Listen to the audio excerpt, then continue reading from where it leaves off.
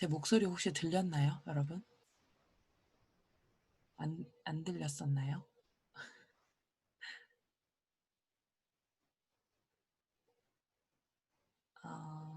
이제 들려요.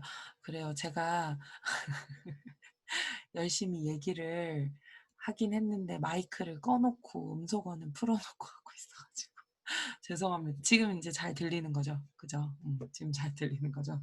다시 설명드릴게요, 여러분. 그 2번 문제 표 만들 때 주의하셔야 되는 부분이 뭐냐면 표를 만들 때는 반드시 글자처럼 취급을 해줘야 된다라는 게 중요했었거든요. 그래서 입력의 표에 들어가서 몇 줄 몇 칸인지 이제 필요한 줄수 칸수를 입력을 하고 글자처럼 취급에 반드시 체크를 해주는 거예요. 자, 그러고 난 다음에 만들기를 했을 때 표의 가장 우측 끝에 문단 부호처럼 이렇게 파란색 화살표가 붙어줘야 된다라는 거죠. 자, 그러고 난 다음에 뭔가 글씨를 다 타이핑을 했다라고 가정을 하면 표 전체적으로 블럭을 잡아서 우리 글꼴이 있었거든요. 문제에서 오늘은 이제 뭐 도둠의 10인데 뭐 예를 들어서 문제에서 굴림의 10포인트다라고 얘기를 하면 굴림의 10포인트를 해주고 해줄 수 있는 게 가운데 정렬 먼저 하고 그러고 난 다음에 숫자들이 있는 부분과 숫자가 적히는 게 예상이 되는 부분까지 비어 있더라도 다 우측 정렬을 하고 필요하다면 오른쪽 버튼 쉼표로 자리점을 넣는 것까지 해주는 거였어요. 자, 그러고 난 다음에 사실 블럭을 전체적으로 잡았을 때 L키를 눌러서 테두리 부분을 같이 해주는 것도 미리 보일 때 L 눌러서 이렇게 두 줄짜리 바깥쪽으로 첫 번째 행도 L 눌러서 바깥쪽으로 이렇게 해주는 것도 방법이에요. 연습을 여러 번 하다가 블럭을 여러 번 잡는 게 좀 불편하면 그거보다는 그때그때 보일 때 테두리 부분들을 이렇게 해주는 것도 상관은 없어요.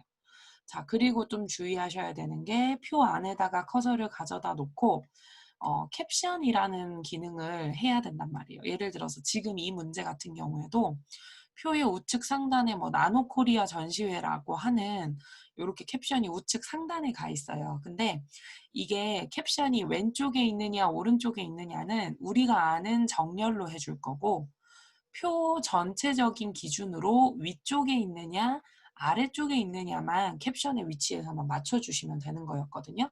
그래서 표 안에 커서를 주고 표라는 메뉴를 누르면 제일 왼쪽 편에 이 부분이 캡션을 건드려주는 부분인데 화살표 눌러서 그러니까 만약에 오른쪽 위를 해버리면 여러분 이쪽에 가요. 이쪽에. 여기 보이죠? 오른쪽 위. 근데 이제 우리는 이 부분이 아니라 어디로 그냥 위쪽 부분으로 위로 올려서 오른쪽 정렬을 해서 필요한 글씨들을 이렇게 뭐 예를 들어 나노 아이고 코리아 뭐 이런 식으로 해서 적어주는 거고 블럭을 잡았을 때 표하고 캡션이 같이 이렇게 잡히는지 이런 걸로 이렇게 확인을 해볼 수 있어요. 근데 제가 왜 이거를 이렇게 얘기를 하냐면 가끔 캡션을요 이렇게 만드시는 분들이 계세요. 자, 예를 들어서 이렇게 한 다음에 여기는 그냥 본문이거든요. caption 기능을 안 달았어요. 근데 여기다가 나노 코리아 이렇게 하고 이걸 오른쪽 정렬을 하는 거예요. 그리고 이제 여기도 뭐 글꼴을 이렇게 굴림으로 이렇게 바꿔주는 거죠. 그러면 그냥 봤을 때는 별로 티가 안 난단 말이에요. 그냥 이렇게 우측 상단에 있구나. 자, 근데 우리 여기 위에는 캡션으로 만든 거잖아요. 그래서 제가 이 전체적으로 잡고 컨트롤 키 가지고 표의 크기를 조금 줄이면 지금 보이시나요? 캡션 같이 따라오는 거? 캡션이 이렇게 같이 움직여요. 왜냐하면 그 개체의 이름표기 때문에. 근데 캡션으로 만들지 않고 그냥 보이는 형식만 이렇게 만들어주게 되면 표를 조절을 했을 때 얘 따로 이 문단 따로예요. 따로따로 놀기 때문에 이건 정확하게 캡션 기능을 했다라고 볼 수가 없어요. 그럼 지금 캡션 기능을 안 하게 되면 어떻게 되죠? 여기서 감점, 그 다음에 캡션 기능 감점이에요. 그러면 50점 중에 나는 30점밖에 맞을 수가 없단 말이에요. 근데 실제로 보기에는 다 뭔가 갖춰진 것처럼 보여서 시간은 다 투자해서 내용을 만들었는데 점수는 다 받을 수 없는 상태가 된다라는 거죠. 그러니까 주의해서 반드시 이제 숙지해서 작성을 해주시면 좋을 것 같고요. 자, 그러면 이제 표 제가 연습했던 건 지우고 자, 여기 지금 표 만든 게 있고 이 표를 기준으로 여기 밑에 있는 그래프를 그려보려고 해요. 자, 이 그래프는요. 한글에도 나오지만 파워포인트 할 때 우리 파워포인트 할 때도 그래프 부분이 나와요. 그래서 들어가기 전에 차트의 명칭에 대해서 좀 체크를 하고 갈게요. 자, 여기 보이는 이 출력 형태가 있는데 이 출력 형태에서 우리가 만들 거는 요거니까 이 문제로 다시 갈게요. 아이고, 이 문제가 전기 여기 있네. 자, 우리가 만들 거의 그래프에 오면 우리 만들 그래프는 여기가 제목이라고 불러요. 여기 제목.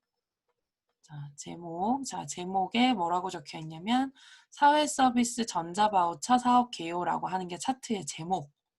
자, 그리고 이제 이 차트의 X축 있죠. 우리가 말하는 이 X축. 그 다음에 여기가 Y축이거든요. 일단 2차원 차트니까 X, Y축인데 이 X축을 가로축이라고 부르기도 하고 X축이라고 부르기도 하고 항목축이라고 부르기도 해요. 자, 제가 이렇게 단어를 나열을 하는 이유는요. 그래프가 그려지는 응용 프로그램마다 해당하는 위치에 있는 명칭을 조금 의미는 같지만 명칭이 좀 다르기 때문에 다 얘기를 해주는 건데 자, 가로축, 가로, X축, 항목축이라고도 얘기를 하고요. 이 Y는 당연히 무슨 축? 세로축이라고 얘기도 하고 Y축이라고도 얘기를 하지만 다른 말로 값축이라고도 얘기를 해요. 값이 표시되는 수치 데이터가 표시된다라고 해서 값축이라고도 얘기를 하죠. 자, 그리고 이제 이 부분에 봤더니 여기 단위 억명 돼 있는 부분을 봤더니 이거는 뭐예요? 이 세로축, Y축, 값축에 대한 그 축에 대한 어떤 제목이라는 거죠. 이 축을 나타내는 제목. 자, 우리가 아까 표를 만들 때요. 지금 사회서비스 전자바우처 사업 개요에 여기 예산 이용자 일자리 제공 기간 해가지고 이렇게 표시를 해줬는데 이 숫자가 나타내는 게 무엇을 나타내는 건지에 대한 단위가 여기 있었어요. 자, 금액은 몇억 원. 그러니까 예를 들어서 노인 돌봄에 대한 예산은 686억 원을 쓰겠다라는 건 거고 여기에 몇 명, 이용자가 몇 명이냐, 일자리가 몇 자리가 나오냐 하고 있는 여기 부분은 몇 명이다라는 단위를 쓰겠다라고 얘기를 했고 그 다음에 이제 제공기관은 어느 기관에서 어떤 부분에 대해서 제공하는지 몇 개소 이렇게 단위를 표시를 해줬거든요.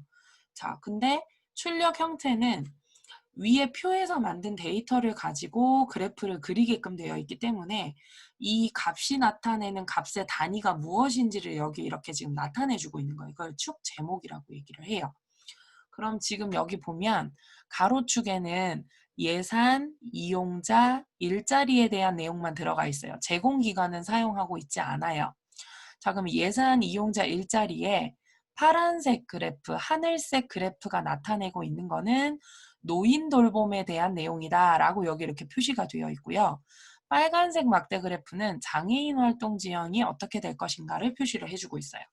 그리고 이제 노란색은 산모 및 신생아 지원에 대한 바우처 사업, 그 다음 초록색은 발달재활 서비스에 대한 바우처 사업 단위가 어떤지에 대해서 표시를 해주고 있거든요. 그래서 여기 한 항목당 그래프가 4개씩 지금 이렇게 나타나고 있어요. 그죠? 하나의 항목당 이렇게 그래프 막대가 이렇게 4개씩 나타내고 있는데 한 항목에 대한 값을 이렇게 나타낸 걸 우리는 계열이라고 부르거든요.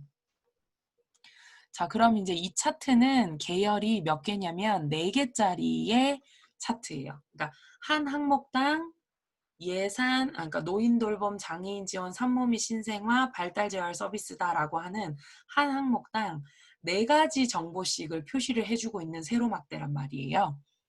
그리고 이제 그 계열이 무엇인지는 우리가 파란색은 뭐, 빨간색은 뭐, 노란색은 뭐 이렇게 여기를 봤잖아요. 계열에 대한 설명을 나타내 주는 부분을 범례라고 이렇게 불러요, 우리가. 범례. 그래서 우리가 이 법례를 보고 이 막대는 이거구나. 요거는 이거구나. 이런 식으로 읽을 수 있는 거죠. 이 그래프를. 왜냐면 사회 서비스 전자바우처 사업 개요를 설명을 하는데 우리가 저기 아래쪽에서 화면으로 이 전자바우처 사업은 어쩌고저쩌고 하는 사업이고 누구를 대상으로 어떤 서비스 내용이 있으면서 전자바우처 선정 기준은 어떻게 된다. 이런 개요에 대한 거를 쭉 보고서로 적었어요. 보고서를 적고 그리고 그 전자 바우처는 쿠폰 형태로 제공이 되면서 크게 이 세 가지 기능을 일단은 할 것 같다. 노인 예를 들어 서비스의 경우에는 그래서 좀 볼 수 있게 도식화를 했고 그리고 전체적인 바우처 사업을 쭉 나열을 했는데 실질적인 사업이니까 금액이나 수치에 대한 부분을 표로 잘 정리를 했단 말이에요. 근데 이 내용을 이렇게 표로 보는 것보다 그래프로 보는 게 훨씬 더 눈에 잘 들어온다라는 거죠. 그러면 이렇게 표로 봤을 때는 모르겠는데 제가 이 그래프 기준으로 설명드릴 테니까 여러분들이 우리 그 채팅창에다가 한번 대답을 한번 해보실래요? 지금 여러 가지 사업이 있지만 어떤 사업이 가장 많은 예산을 가지고 하는지에 대해서 그래프를 보면 금방 눈에 들어올 거예요. 그러니까 사업이 4개씩 진행이 되는데 어떤 사업에 가장 큰 규모를 두고 하는지 그래프로 보면 알 수 있죠. 어떤 사업이 가장 큰 사업이에요? 여기서 노인 돌봄, 장애인 지원, 산모, 발달 재활 중에. 그죠, 맞아요. 지연 씨가 적은 것처럼, 혜선 씨 적은 것처럼, 다 맞아요. 태은 씨랑 다 잘 했는데, 장애인 활동 지원 사업이 가장 커요. 왜냐면 수치가 얼마인지 이거 보지 말고 이런 거 안 봐도 그래프에서 모든 항목당 빨간색 막대 그래프가 가장 우수하거든요.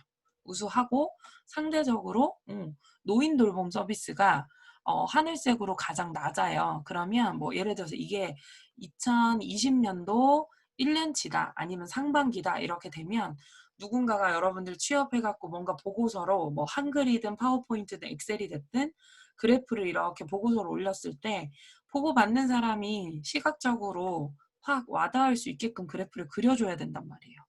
그래서 예를 들어서 우리 노인 인구도 증가되고 있는데 왜 노인 돌봄이나 이런 취약계층에 대한 전자바우처는 왜 적은 거지? 이렇게 바로 한눈에 볼 수도 있고 예를 들어 발달 재활 서비스는 좀 적절한 것 같네? 이렇게 볼 수도 있고요. 그다음 산모 및 신생아 지원에 대한 것도 어떤 것 같네? 이런 식으로 그러니까는 또 이렇게도 할 수 있죠. 산모 및 신생아랑 발달 재활 서비스는 예산이 거의 비슷비슷한데 이용자는 훨씬 더 발달 서비스가 작고 이용자는 이제 산모 및 신생아 서비스가 더 높고요. 그거에 관련된 일자리도 산모 및 신생아는 그거 대비 이용자 대비 일자리가 좀 낮은 것 같고 발달 재활 서비스는 같은 예산 대비 이용자는 산모 및 신생아보다 이용자는 낮은데 일자리는 또 많이 있고 그럼 이런 것들을 가지고 아주 간단한 데이터지만 수요 공급도 좀 약간 체크를 해볼 수도 있고요. 그렇기 때문에 이제 우리가 이 데이터를 이렇게 시각화를 하는 거거든요.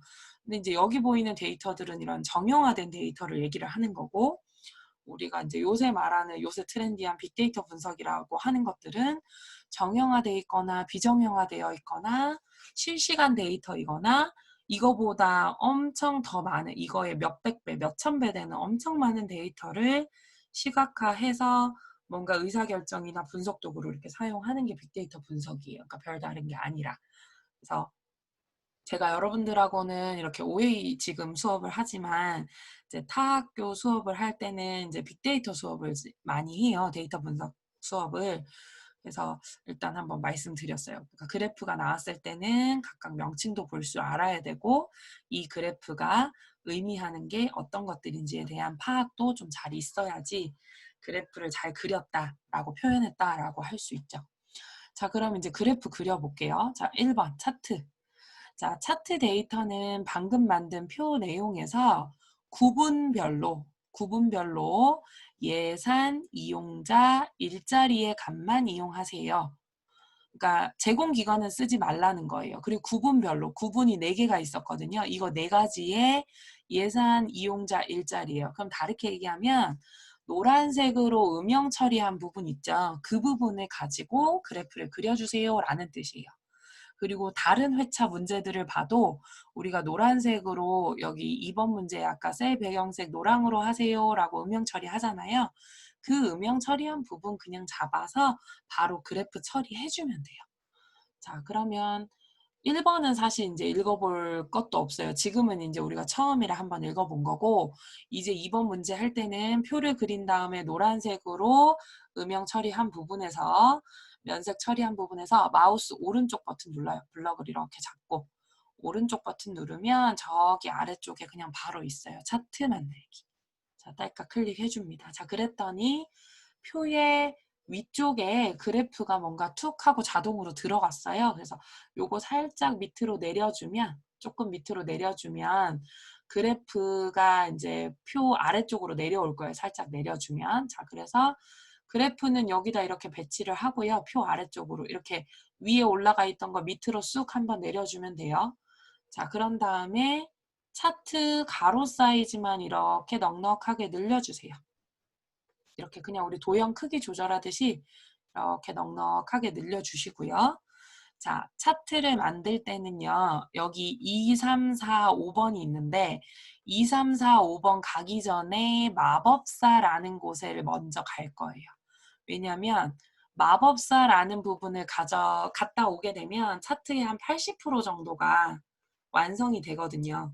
그래서 마법사를 한 다음에 2, 3, 4, 5번에 대한 내용들을 좀 정리를 하려고 해요. 그래서 볼게요. 자, 차트 안쪽에 보면 지금은 차트를 쿡 찍으면 이렇게 바운딩 포인트라고 부르죠. 우리가 이렇게 크기 조절했던 바운딩 포인트가 이렇게 보이는데 차트 안쪽을 더블 클릭을 딱 하는 순간 바운딩 포인트들이 이 네모 상자 뒤쪽으로 간다라는 거 느껴질 거예요. 자, 다시 바깥에 찍어서 한 번만 딱 찍었을 때랑 더블 클릭했을 때랑 바운딩 포인트의 위치가 조금 다를 거예요. 앞에 위치가. 그러면 그냥 바깥에 찍었다가 그냥 툭 찍었을 때는 그냥 이 차트 선택, 이 차트의 전체적인 위치나 전체적인 크기나 이런 것들을 조절할 수 있는 상태인 건 거고요. 그냥 개체를 선택한 상태인 건 거고 차트 안을 더블 클릭했을 때는 차트를 실제로 편집할 수 있는 상태거든요. 그래서 이제 편집 모드로 들어와서 차트 안에서 오른쪽 버튼을 눌러보면 차트 마법사라고 있어요. 자, 제가 다시 볼게요. 바깥에 찍어서 그냥 차트를 찍고 오른쪽 버튼 누르면 마법사 없어요. 마법사 없어요. 자, 근데 차트 찍고 더블 클릭을 해서 이 안쪽에서 마우스 오른쪽 버튼 눌러주면 차트 마법사 있어요. 자, 그래서 차트 마법사를 클릭을 딱 합니다. 그래서 차트 마법사 3단계 중 1단계라고 얘기를 하고요. 3단계를 지나치면 이제 차트 전체의 한 80%가 완성이 돼요.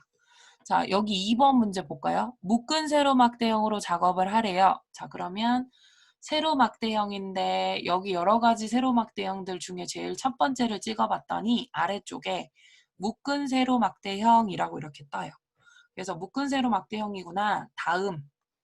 자, 눌렀더니 3단계 중에 2단계다라고 이렇게 얘기를 해요. 자, 해서 봤더니 방향을 설정을 하래요. 지금 행 방향으로 되어 있어서 행으로 표시되는 구분 기준으로 이제 X축이 맞춰져 있는데 우리는 지금 보면 예산 이용자 일자리의 항목 기준으로 좀 바꿔줘야 돼서 열 단위로 바꾸겠다. 자, 행 단위, 열 단위 보이시죠? 출력 형태가 시험 문제에 항상 나오게끔 되어 있기 때문에 자, 여기서 방향을 열 단위입니다. 라고 이렇게 표시를 해주시면 돼요. 자, 열 단위로 했더니 X축에 우리 출력 형태와 마찬가지로 예산, 이용자, 일자리가 왔고요. 자, 뭐 범례로 보이는 것도 오른쪽에 일단 왔어요. 그럼 자, 2단계 됐어요. 다음 버튼 눌러요. 3단계까지 가야 되니까. 자, 3단계를 갔더니 차트 제목을 적어보래요. 혹시 있다면. 자, 우리 여기가 차트 제목이라 그랬어요. 그죠? 차트의 제목. 그래서 여기 차트 제목에 사회 서비스, 전자 바우처, 산업, 개요라고 이렇게 적어요. 자, 차트 제목을 적었고 그 다음에 혹시 밑에 X 항목축, X축을 제가 가로나 X나 항목축이라고 부른다 그랬는데 X축에 혹시 제목이 있습니까? 물어요. 자, X축에는 따로 제목이 지금 없거든요. 근데 Y축에는 제목이 있어요. 아까 전에 여기가 Y라 그랬고 이 Y의 값을 표시를 할 때 단위가 어떻게 되는지 축 제목, Y축, 값축 제목이 있어요. 그래서 Y값 축 제목 괄호 열고 단위, 억원, 명이라고 이렇게 해서 Y값 축을 제목을 이렇게 적어주는 거죠. 자, 이렇게 지금 적어줬어요. 자, 그런 다음에 끝내지 말고요. 마지막 단계에서는 이제 제목 봤으니까 어디를 또 보냐면 범례라고 하는 부분을 볼게요. 우리가 여기 있는 보이는 이 상자 범례라고 부른다 그랬잖아요. 그래서 범례에 갔더니 범례는 왼쪽, 오른쪽, 위, 아래에 배치할 수 있는데 우리는 지금 오른쪽 편에 있는 게 맞아요. 지금. 그죠? 그래서 오른쪽 편에 있다라고 이렇게 표시해서 범례도 이렇게 지금 잘 봤어요. 자, 그러고 여기 출력 형태를 보면 이제 여기 가로 폭이 조금 좁아서 그런 거지만 책에서 그러니까 시험지에서 원하는 형태대로 X축이나 뭔가 Y축, 범례 오른쪽 그리고 Y축에 뭔가 모양은 조금 다르지만 위치는 다르지만 Y축 제목도 적힌 것 같아요. 자, 그러면 이제 확인 버튼을 누르는 거예요. 자, 그러고 나면 여전히 차트 편집 모드죠. 화살표가 이렇게 뒤에 가 있으니까. 자, 그러면 1번하고 2번은 해결이 됐으니까 이제 3번을 해결해 보자고요. 3번 제목을 어쩌고저쩌고로 바꿔달래요. 자, 그럼 제목 상자 여기 있잖아요. 이 제목 상자를 더블 클릭을 합니다. 자, 상자를 더블 클릭했더니 제목 모양이라고 이렇게 나오고요. 자, 제목 모양에서 글꼴. 자, 글자 바꿔주라고 얘기했거든요. 그래서 밑에 가면 여기 배경 말고 글자 밑에 가면 여기서 굴림. 자, 굴림 바꿔주고 아래쪽에 진하게 표시 이렇게 해주고요. 진하게 표시해주고 글씨 크기는 12포인트 이렇게 됐어요. 자, 그럼 이건 글꼴에 대한 거 끝났고 자, 배경에 대한 거를 해주러 가야 된대요. 그러면 글자 옆에 배경, 아까 처음에 봤던 거 배경. 자, 선 모양을 한 줄로 하래요. 밑에 내려갔더니 선 모양이 없음 돼 있는데 선 모양 한 줄로 그 다음 굵기에 대한 거는 얘기 안 했으니까 그냥 그대로 두면 되고요. 그림자 2포인트 하래요. 그러면 아래쪽에 그림자 체크해서 그림자는 2포인트로 해주세요. 이 부분까지 이제 이렇게 해주는 거죠. 그러고 설정 버튼 누를게요. 자, 그러면 출력 형태처럼 제목에 테두리 선 한 줄 생겼고 우측 하단에 그림자 표시 이렇게 되고 안에 있는 글씨가 이렇게 변경이 됐어요. 자, 그럼 3번 또 클리어. 자, 그 다음에 4번에 봤더니 제목 이외의 전체 글꼴은 굴림 보통 10포인트를 하래요. 자, 제목 이외의 글꼴들이 어디 있는지 볼까요? 자, 빨간색으로 제가 표시해 볼게요. 제목 이외의 글꼴은 여기 Y축도 숫자도 글꼴이고 이거 제목도 제목 이외고 여기 가로 항목축 여기도 글씨가 이렇게 있고요. 그 다음 범례 부분에도 이렇게 글씨가 있어요. 그럼 제가 이렇게 빨간색으로 표시한 부분이 제목을 뺀 제목 이외의 전체 글꼴이 되죠. 그러면 이제 여기서는 조금 귀찮더라도 이 네 군데에 모두 가서 굴림의 보통의 10이라고 하는 포인트를 해주셔야 돼요. 서식을 바꿔주셔야 되거든요. 그럼 일단 먼저 제일 왼쪽에 있는 거 이거 좀 일단 방향도 나는 가로로 써야 되는데 이렇게 막 세로로 좀 신경 쓰여요. 그래서 여기 Y축 제목부터 한번 바꿔볼게요. 자, Y축 제목 있는 부분에 가서 더블 클릭을 해주면 축 제목 모양이라고 들어올 거예요. 자, 근데 축 제목 모양에 여기 글자 방향이 세로로 되어 있어서 우리 건 지금 세로로 보이는 거거든요. 근데 우린 이거 가로로 두겠다. 그럼 이제 여기 출력 형태처럼 가로로 우리가 적은 왼쪽에서 오른쪽 방향으로 가로로 해서 눌러주고요. 자, 글꼴 바꿔주시면 돼요. 여기서 굴림에 10포인트 한다라고 얘기했고 여기서 말하는 보통이라는 거는 다른 속성 아무것도 없고 기본적인 여기 보통 모양 요건 기본 디폴트 값으로 눌려져 있어요. 그러니까는 글꼴하고 크기 부분만 10포인트 해주시면 될 것 같아요. 보통은 눌러져 있으니까. 자, 설정. 그러면 Y축 제목 해결됐어요. 자, 그 다음에 이제 Y축, 여기 숫자들도 글꼴을 바꿔줘야 돼서 Y축 숫자 있는 부분에서 더블 클릭 했더니 축의 이름표, 자, 또 글자에 가서 바꿔줘요. 좀 번거롭지만 네 군데니까 네 군데 좀 해주셔야 되거든요. 근데 파워포인트나 엑셀에 가면 전체 글꼴을 한꺼번에 바꿀 수 있어요. 근데 이제 한글에서는 이렇게 하나하나씩 일단 변경을 해주고요. 자, 그러면 이제 Y축하고 Y축 제목 해결됐고, 자, X축 또 예산 이용자 일자리 셋 중에 아무 글씨나 하나 더블 클릭. 자, 또 축 이름표죠. 여기는 X축의 이름표죠. 글자에 가서 또 바꿔주는 거죠. 굴림에 10포인트로 보통은 되어 있으니까 설정. 자, 그래서 여기 글꼴 또 이렇게 바뀌었어요.